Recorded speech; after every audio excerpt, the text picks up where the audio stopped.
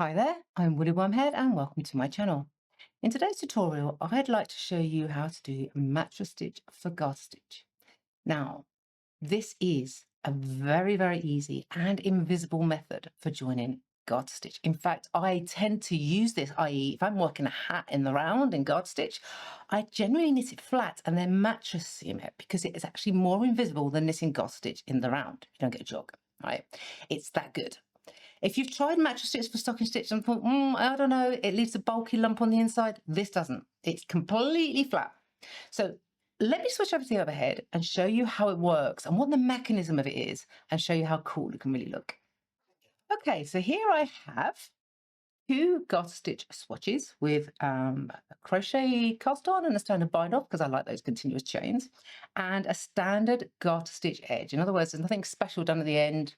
The first and last stitch are all knit and that's it. Now, what I want to draw your attention to before we get started is the way that the ridges in our garter stitch continue into our selvage stitches. Okay, so here we have ridge at the top, one at the bottom, top, bottom, top, bottom, top, bottom, top, bottom, top. Okay, those ridges continue right into the edge there, and you end up with one that sits up, and then that's your turning point, and then you'd have gone back and knit the other side of the row. So when you are going to work mattress stitch for garter stitch, you need to bring your edges together so that they offset. So let's see if we can get this nice and close up. See this over here? This ends with a bottom section here. This one brings a top section over. So what we are going to do is basically interlock these so that the top sections sits on top of the bottom section and vice versa. So that basically we are going to join these so that they will then offset in exactly the same way and mimic the ridges that go along there. Cool, huh? Now that we know how our edges of our garter stitch are set up, that we have a ridge high on one side and a ridge low here, we need to make sure that they are aligned correctly. We do not want to bring two ridge lows together. That means that something is wrong somewhere and one of the pieces of fabric is either inside out or upside down or something. You need to make sure that they are offset. So here, that's the ridge high on this side and the ridge low on that side. So these are ready to go. They're all set up nice and correctly. Now, before I start on that, I want to show you what I'm going to do with the edge treatment down here. Now, you could do this afterwards. I like to do it beforehand, and I'm going to do it in a contrast yarn so you can see what I'm doing. Now, because this swatch is the one that's got the ridge low here, I'm going to start with the yarn tail on this side, and I'm just going to push it through that first chain there as if I'm using my yarn tail and anchor it there. I am then going to bring this one over and put it through the underneath the first V on that side. And then we're going to pop it back in this V here where we started, but push it up rather than to the back of the fabric. And then when we tighten that up, that will look like a little chain across the bottom, and that's all done before you get stuck into the seam. You do it afterwards, but doing it beforehand just saves you a bit of time. Now we know that the ridge is low here, and because we need to make sure that it's continuous, we always deal with the ridge that's low first. If you deal with the one that's high, you will offset it. It won't quite line up. All right, so then we go into the ridge that's high on this side. Being careful not to catch any extra plies. All right.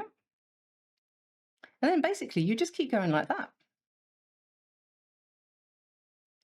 Go into the low one, and then you're going to go into the high one, and then into the low one again. And once you get into the, oh, I've caught an extra ply there. Problem with some of the springy yarns, they're beautiful, but they've got too many plies.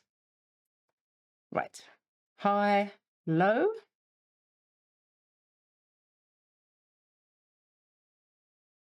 And into the high one. Where is the high one there? There it is. If your edges are tight or you want your edge stitches a little bit tight, they might take a little while to kind of like loosen up enough for you to put your needle in neatly without catching anything else, but they will behave. Give them a little bit of a wiggle.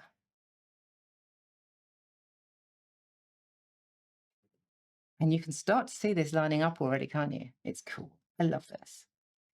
And then you just get into a swing. Just go up and across. And if you're not holding it up to a camera like I am and holding it in a way that's more comfortable to you, you can probably thread your needle through more than 2 ridges at a time. Just make sure you're always going from the bottom up.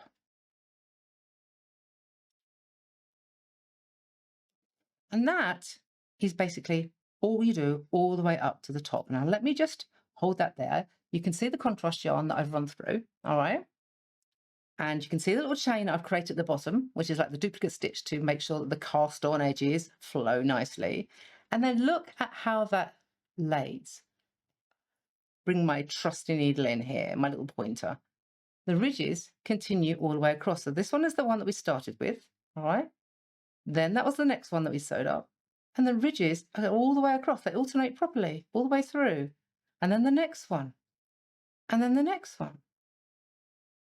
Nice and flat. I mean, you can see the seaming yarn there, but the rest of it is flat. And let's have a look on the back. Also flat. Isn't that cool? You would then just basically carry on all the way through your seam until it's done. And if you need to, do another little duplicate stitch at the top, depending on how your project's been finished. Now, this is a project that has used the Garter Stitch from Mattress Stitch for Garter Stitch method. There are 2 seams. The only reason they're actually noticeable is because the yarn is slightly variegated, and so therefore the colours don't quite line up. But the ridges do. The ridges line up perfectly. Like that. And that's what you get. And it's flat and reversible. It looks the same on both sides. Can't see it. No jog, no lumps, no nothing. Just nice, flat, smooth Garter Stitch. Nifty, huh? If this has been helpful, I would love it if you would click all the buttons, especially the hype and like and share. And I hope you'll come back for some more knitting tutorials. Until next time.